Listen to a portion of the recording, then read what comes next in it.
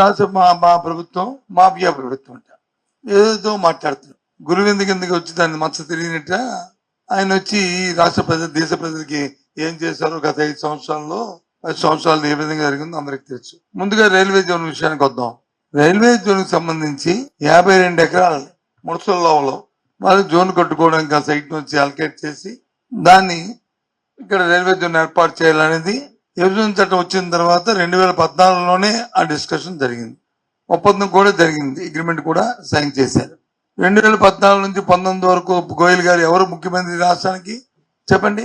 చేతకాని దద్దమ్మలు ముఖ్యమంత్రి గారిని మీరు కుటుంబంలో ఉండి మీరందరూ ఉండి మామయ్య ఎంత రాస్తారంటే అలాగా.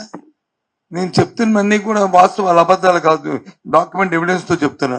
19లో మా ప్రభుత్వం వచ్చిన తర్వాత మళ్ళీ దాని మీద ఎవరైతే అక్కడ కొంతమంది హక్కుదారులు మేము హక్కు మాకు ఉంది, మాకు ఇక్కడ డిఫామ్ పట్టాలు ఇచ్చారు, లేదా ఇంకో పట్టాలు ఉండే ఆక్యుపేషన్ ఉందని ఎవరైతే చెప్పుకొస్తున్నారో వాళ్ళందరినీ వికెట్ చేయించి రైల్వే వాళ్ళు జీవీఎంసీ వాళ్ళు కలిపి జాయింట్ ఇన్స్పెక్షన్ చేసి కూడా చేసి వాళ్ళకి వచ్చి ల్యాండ్ అప్ చెప్పాం ఈ సంవత్సరంలో.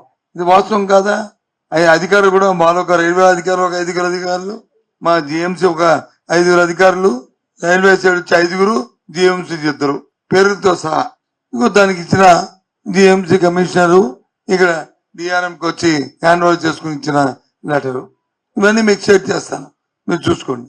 ఎందుకు ఇంత పచ్చి అబద్ధాలు ఆడలేక మా మధ్యలో వచ్చి బాగా వాయించదు బ్రహ్మాండంగా ఆడేదని నేను చెప్పడానికి. ఆ రోజు రైల్వే మంత్రి కదా, మీ కూటమిలోనే కదా 14లో వచ్చారు.